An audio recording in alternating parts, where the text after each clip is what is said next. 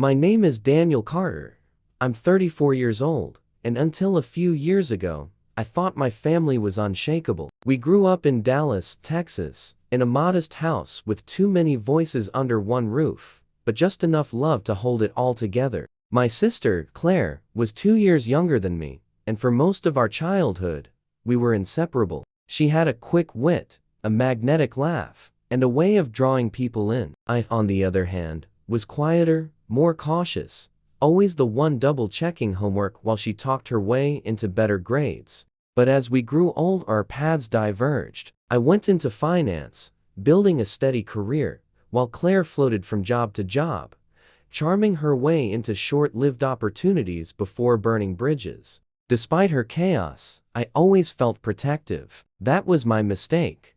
Mistaking loyalty for responsibility. I didn't realize that my willingness to clean up her messes only fed her sense of entitlement. It started small, using my Netflix account, borrowing money she never repaid. But what she did next went far beyond family squabbles. She stole something no sibling should ever dare to touch: my identity. The first sign came in the form of a letter from a bank I had never dealt with. It congratulated me on opening a new credit card. At first, I assumed it was junk mail, some marketing mistake. But a week later, another envelope arrived, this time a notice about a missed payment. My stomach dropped. I tore through my financial records, checked my accounts, and everything I had control over was clean. But the name at the top of the letter was mine, and so was the social security number listed at the bottom. I froze. How could this be? My first thought was that someone online had hacked me, maybe bought my information from the dark web.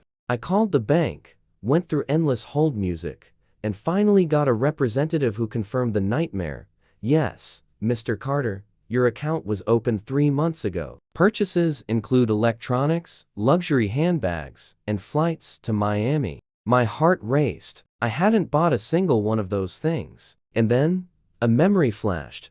Claire bragging about a new designer purse at Thanksgiving, a trip she took out of nowhere, her sudden bursts of cash despite having no steady job. I didn't want to believe it, but all the signs pointed to her. I confronted her the next weekend. She showed up at my apartment like nothing was wrong, carrying takeout and flashing that same old smile that used to melt trouble away. Claire, I started, holding up the bank letters. You want to explain this? Her face flickered just for a second before she slipped into her usual charm. Oh, come on, Danny. Don't be so dramatic. I just borrowed your info. I knew you'd be fine. You've always been fine. Borrowed. She said it like it was a sweater or a car ride, not my entire financial identity. I couldn't believe the audacity. My voice shook. You committed fraud, Claire. This isn't a game. This could ruin me. But she just shrugged, opening the takeout containers like we were having a normal Sunday lunch. Relax. Nobody's getting hurt. I'll pay it off eventually. You're such a worrier. It was in that moment that something broke inside me. The sister I thought I knew was gone, replaced by someone who could gamble with my life as casually as she ordered lo mein. I spent the next days unraveling the mess she had made. Credit reports, fraud alerts, endless phone calls with banks that saw me as guilty until proven innocent. Each discovery made my anger boil hotter. 3 credit cards, a car lease, and even an application for a personal loan, all under my name. Claire had built a second life with my signature. I tried to reason with her again, begged her to stop, to turn herself in before things spiraled further. But she laughed it off, saying, "You'll thank me one day when I make it big. This is just temporary." Her delusion was terrifying. She truly believed she was entitled to everything I had worked for, like my stability was her safety net. That night, I made a choice. I couldn't save her anymore. Protecting her meant destroying myself, and I wasn't going to let that happen. For the first time in my life, I started documenting everything, not to clean up her mess this time, but to build a case. If she wanted to live in my skin, then she'd have to face the consequences that came with it.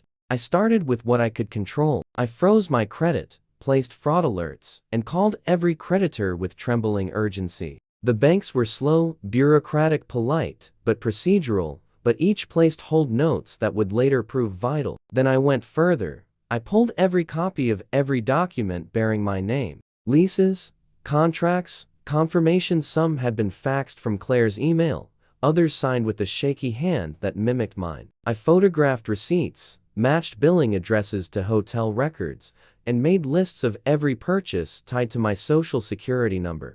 Documenting felt clinical, almost surgical. I labeled folders by date, vendor, and location. I saved screenshots of her Instagram posts where she'd bragged about new shoes or vacations that lined up with charges on my account. It stung seeing my name attached to things I hadn't done, but the sting sharpened into resolve. I wasn't just trying to clear my credit. I was building an undeniable record. When I finally knocked on her apartment door with a stack of photocopies, she let me in with that smile that used to be harmless. I placed the evidence on her kitchen table like a challenge. She skimmed, laughed, and slid a receipt to the side. "You're overreacting," she said. "We're family." I looked at her and for the first time felt wholly estranged. Family didn't trade your future for temporary thrills. Family didn't pretend at apologies. I filed a police report that night. The officer listened with practiced sympathy, asked the required questions, and told me to expect a follow-up.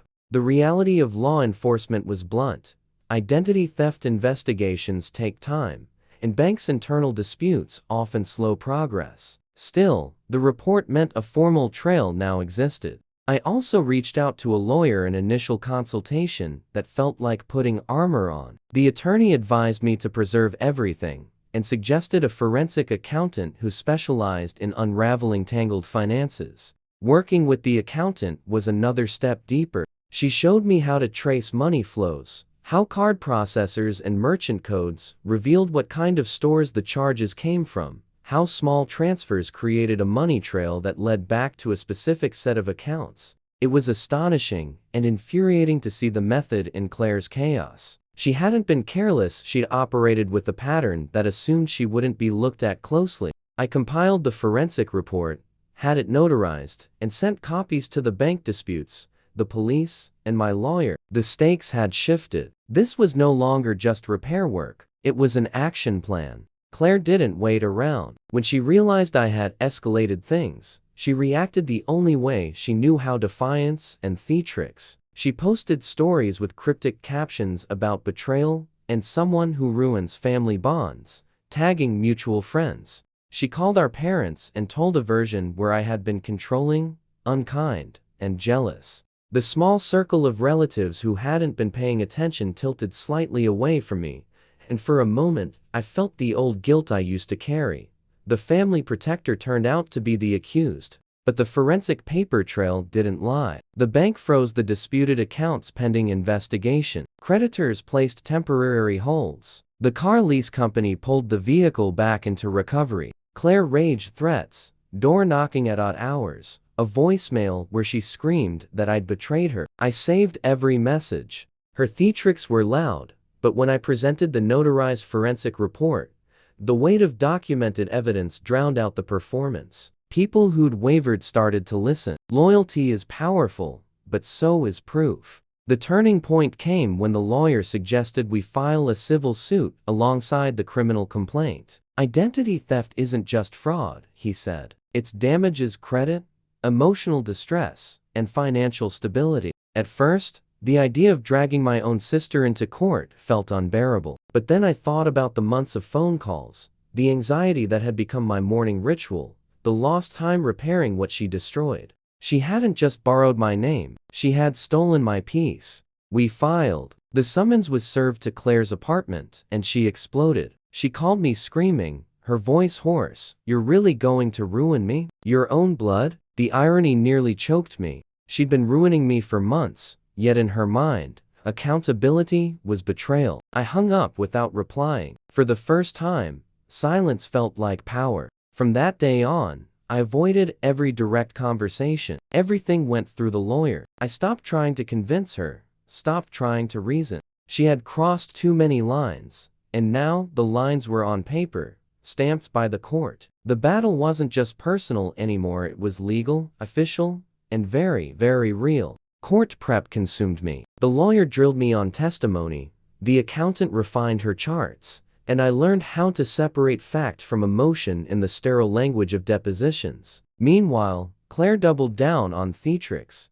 She showed up to family dinners sobbing, telling relatives I was out to destroy her. Some aunt sent me cold texts. "She's your sister, can't you forgive?" But forgiveness without accountability isn't mercy, it's surrender. I responded with nothing. I let the process speak. On the first hearing date, Claire strutted into the courthouse in designer shoes, ironically, bought with my stolen credit. She smirked, like this was another stage for her drama. But when the judge asked for documentation, my folders landed on the desk with a sound that echoed through the chamber. Receipts, reports, notarized timelines, every page a nail in the coffin of denial. Claire's confidence flickered as she saw the stack. For the first time, her charm had no currency. The hearings stretched over months. Claire tried every tactic, claiming I'd given her permission, arguing that it was all a misunderstanding, even crying in front of the judge. But every time, the paper trail told the truth. Judges don't respond to tears. They respond to timestamps, signatures, and notarized pages. Slowly,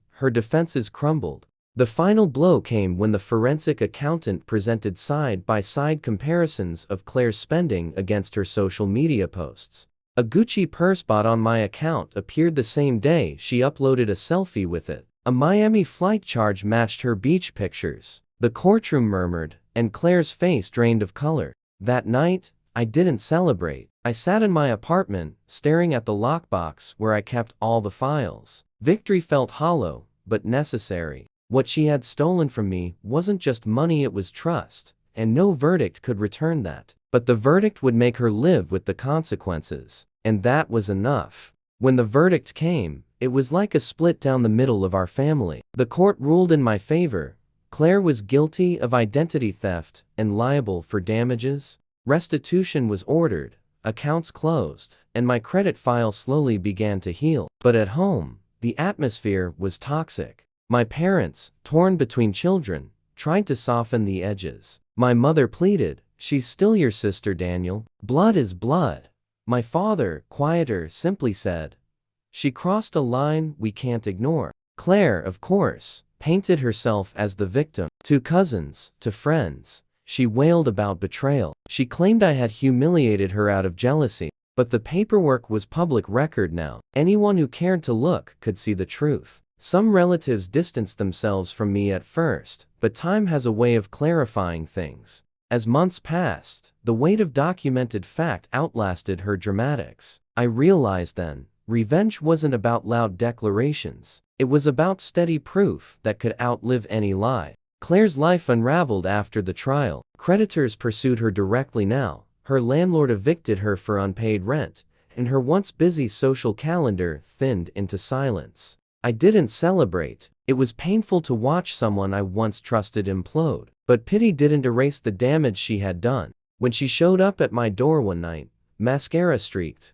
begging me to withdraw the civil judgment, I stayed behind the chain lock. "You don't understand," she sobbed. "No one will hire me. I can't even get a new lease. You've destroyed me." I wanted to scream back that she had destroyed me first, that every rejection she faced now was a shadow of what I had endured. But I didn't scream. I stayed calm. "You did this, Claire. Actions have consequences." The words hung between us, heavier than any accusation. She glared, muttered something under her breath, and stormed off. For the first time, I didn't feel guilt for shutting the door. I felt free. Months passed, and slowly, life normalized. My credit healed, work stabilized, and I even found myself laughing again at simple things: coffee with colleagues, late-night movies at home. Yet traces of the ordeal lingered. I became hyper-vigilant, shredding mail, triple-checking statements, locking documents in fireproof safes. Trauma reshaped habits, but it also sharpened awareness. One afternoon, received a letter from the very bank where it all began. They wanted to commend me for my persistence in resolving the case, and invited me to consult on fraud prevention policies. I laughed out loud, the irony almost absurd. My sister had tried to erase me, but her betrayal had made me an expert. I accepted the offer. Sitting in that boardroom months later, speaking about red flag behaviors and early detection systems, I realized something. Revenge wasn't the moment Claire's life collapsed. It was me, alive and steady, turning her chaos into knowledge that would protect others. That was the truest consequence.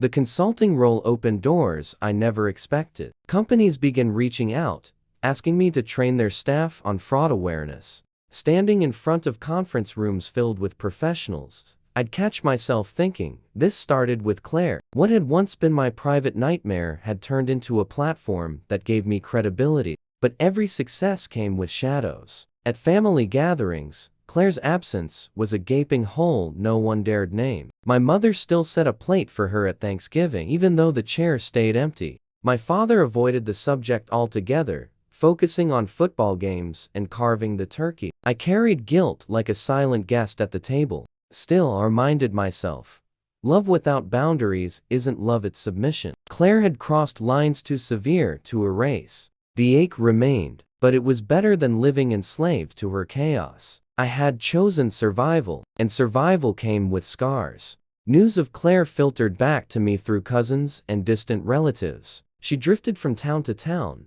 chasing jobs she couldn't keep, living in short-term rentals, always one step ahead of overdue bills. Sometimes, I'd hear she was trying to start over, but the shadow of her record followed everywhere. Employers Googled, landlords checked credit, and doors kept closing. I felt no satisfaction in her downfall, just a dull, heavy sorrow. I wished she had chosen differently, but choices shape consequences. One evening, my aunt called, voice tight with worry. She's been asking for money again. Should we help her? I paused, my chest tight, and finally said, not unless she helps herself first. It was the hardest boundary I'd ever spoken, but it was necessary. For years, I had confused enabling with compassion. Now I knew better. Compassion offers a hand to someone climbing out of a hole. Enabling jumps into the hole and calls it love. I wouldn't climb in again. Years later, the storm had passed. My credit was restored.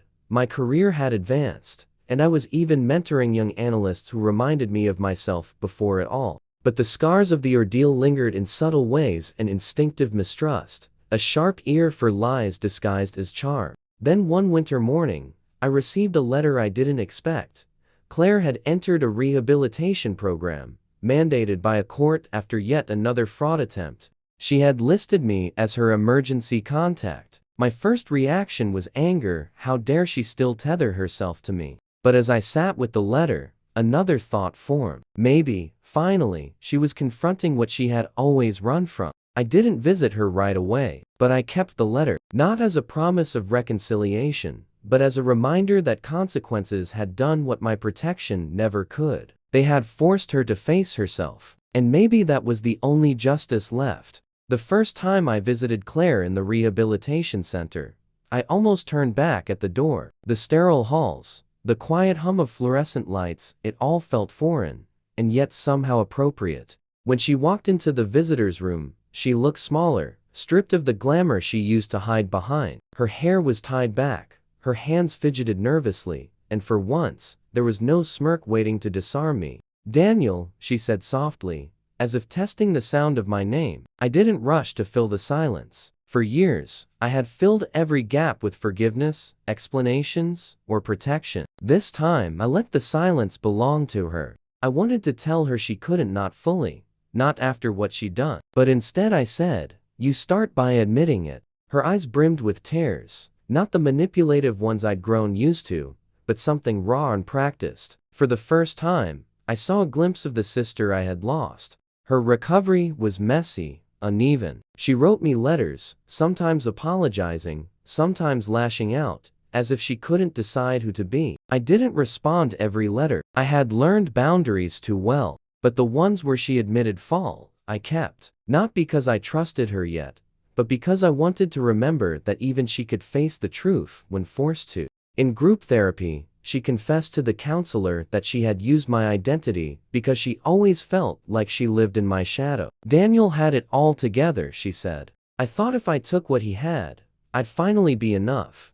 Hearing that secondhand hurt in ways I hadn't expected. I hadn't asked to be her measuring stick, but somehow I had become one. Still, the fact that she admitted it gave me a strange relief. For years she had painted herself as the victim. Now, at least within those walls, she was confronting the villain in the mirror. By the time she completed the program, Claire wasn't fixed, but she was quieter, humbled in ways I'd never seen.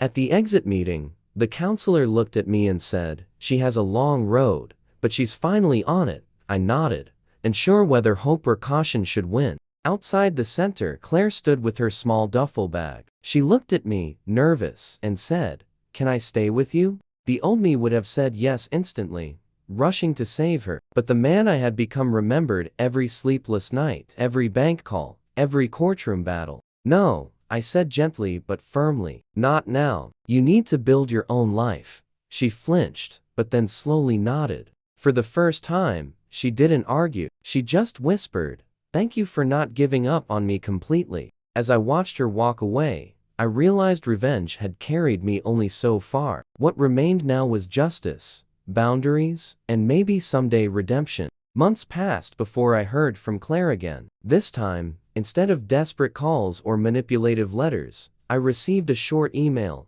"I found a job at a diner. It's not glamorous, but it's mine. Just wanted you to know." I read it 3 times, half expecting a hidden request for money. But there was none. For the first time in years, she wasn't asking me to carry her. She was standing, however shakily, on her own feet. I didn't reply immediately. I let a week pass, then simply wrote back, "I'm glad you're trying. Keep going." It was the smallest encouragement, but also the safest. I couldn't risk opening the floodgates again, but I also couldn't ignore progress. Somewhere between forgiveness and caution, I found balance. At night, I sometimes wondered if this was the true revenge, not her downfall, but her having to rebuild from nothing while I watched, unburdened. One spring afternoon, my cousin invited me to a family barbecue. "Claire might come," she said cautiously, as if bracing for my reaction. I hesitated, remembering all the times she had stolen more than money: trust, peace, dignity. But part of me was curious. Who would show up this time? The con artist or the sister? When she arrived, she looked nervous, carrying a homemade salad like it was an offering. She avoided eye contact at first, then finally approached me. "Hi Daniel," she said softly. No excuses, no jokes, no dramatic tears. Just 2 words that sounded heavier than they should. I nodded, responding simply, "Hi Claire." The moment felt ordinary to everyone else, but to me, it was a fragile truce. Not forgiveness, not reunion, but the fragile acknowledgement that we could exist in the same space, without destruction. The barbecue passed without incident, though I noticed how carefully Claire measured her words, like someone walking a tightrope. She laughed softly at cousin's jokes, helped clear dishes, and kept glancing at me as if checking whether I approved. Later, as I left, she approached me in the driveway. "I know I can't undo what I did," she said, "but I want you to know I'm trying to be better. Not for you, for me." I studied her face, searching for the old glint of manipulation, but found only weariness. Maybe time and consequences had worn her down more than I ever could. Driving home, I realized the revenge I had once craved had already been served, not by my hand, but by life itself. And in that quiet recognition, I finally felt free. As months turned into a year, the new equilibrium held. Claire kept her job at the diner, sometimes bringing leftovers to her parents. She called on birthdays and occasionally showed up at small family events.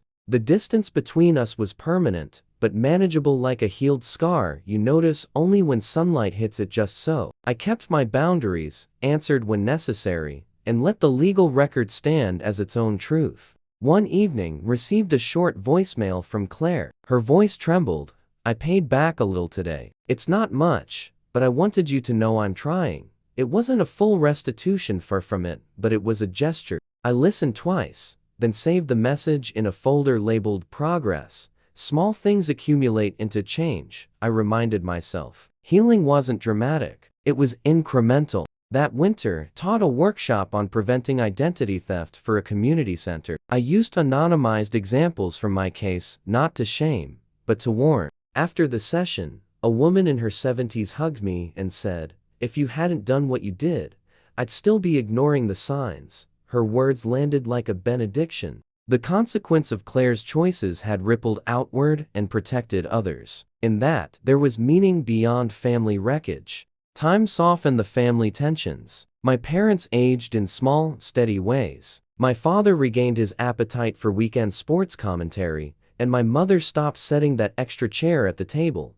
not out of forgetting but acceptance. Family dinners resumed a quieter rhythm, with less talk of the past and more attention to the present. We belonged to each other in a new, cautious form. Sometimes, at night, I would go through the lockbox and reread selected pages, not to reopen wounds, but to remember the path that led to this calm. There were moments of gratitude for the lawyers who guided me, the accountant who traced transactions, and the friends who didn't abandon reason for drama. I kept those names in a small notebook labeled Allies. When I felt small, I read it and felt less alone. And Claire? She sent postcards, simple notes of thanks from halfway houses and classes. Not apologies grand or performative, but short lines. I'm learning. Each one was a small, imperfect admission, and over time, the admissions added up to a new, fragile trust. Years later, I stood on a stage again, this time at a financial industry conference, speaking not only about fraud prevention, but about the human cost behind the numbers. I watched faces in the audience shift from polite interest to deep reflection. After the session, a group of young professionals surrounded me, asking how to protect themselves and their families. One of them said, quietly, "Your story made me check my parents' credit for the first time." When I answered, I talked about boundaries as much as systems. Protect your name, I said, but protect your heart too. Love responsibly. The line drew a few surprised chuckles, but also nods. The room felt purposeful, like a place where hard lessons finally turned practical. It was an outcome I could never have predicted when a bank letter first shattered my complacency. That night, back at my apartment, I took the old black notebook down, flipped to the earliest pages, and smiled. The record that began as a ledger of wounds had become a map, one that guided not only my recovery, but others' prevention too. The years of distance gave me perspective I never thought I'd find. Claire and I weren't close, not in the way siblings usually are, but we were no longer enemies either. It was as if time had built a fragile bridge, thin, creaking, but strong enough to cross when necessary. We exchanged holiday cards, brief phone calls, and cautious updates. It wasn't love reborn, but it was no longer war. One Christmas, she surprised me by mailing a simple gift. A small leather journal, the first page blank except for one line in her handwriting. This time, the story is yours. I held it in my hands for a long moment, unsure if it was apology, gratitude, or a test. Maybe it was all three. That night, I opened it and began writing, not about her, but about the journey, about betrayal, survival, and the kind of revenge that doesn't come with fire, but with endurance. For the first time, the story didn't feel like a wound. It felt like wisdom. One evening, years later, I was invited to speak at a law school symposium about restorative justice. Standing at the podium, I told my story carefully, avoiding sensationalism, but not sparing the truth. When I finished, a young woman raised her hand and asked, "If you could go back, would you change anything?" The room went silent, waiting. I thought of sleepless nights, courtroom battles, and the image of my sister in handcuffs. I thought of the years I lost to fear and anger, and then thought of the people who now lived safer because I had spoken out, because I had refused to stay silent. No, I finally said, because sometimes, the worst thing that happens to you becomes the reason someone else avoids the same pain. That's how we make meaning out of what should have destroyed us. The applause was quiet but steady, like a tide rolling in. Life didn't hand me a fairy tale ending. Claire still struggled, relapsed once, and disappeared for months before resurfacing. But this time didn't chase her. I didn't rescue her. I simply lived my life steady, intentional, free. My revenge had transformed into something unexpected. The power to no longer be defined by her chaos. On quiet mornings, I'd sit by my window with coffee, the city humming below, and think about how far I'd come from that day when a single bank letter turned my world upside down. What was once a nightmare had become a story told with strength. And though Claire's path was uncertain, mine was clear. Revenge wasn't about watching her fall anymore. It was about rising higher than I ever thought I could, carrying scars that had become proof not of loss, but of survival. Years later, I was sitting in a cafe when a stranger approached me. She introduced herself as a social worker and said, "I know Claire. I've been working with her." My chest tightened, expecting bad news. But then she added, "She talks about you a lot. About how you didn't give up completely. That's part of why she's still trying." The words landed heavier than I expected. I had built my life on distance, on keeping her chaos away from me. Yet somehow, my refusal to abandon her entirely had become a thread she still clung to. It reminded me that revenge had its limits, but influence, even reluctant, could last longer than punishment. As the social worker left, I sat in silence, my coffee cooling. Maybe justice isn't clean or sharp. Maybe it's messy, complicated, a mix of scars and second chances. And maybe that was okay. One autumn evening, I walked past a bookstore and saw my own book in the window. The journal I had started years ago had grown into a memoir, published after much hesitation. Its title was simple: Boundaries. Inside, I had written not just about betrayal and revenge,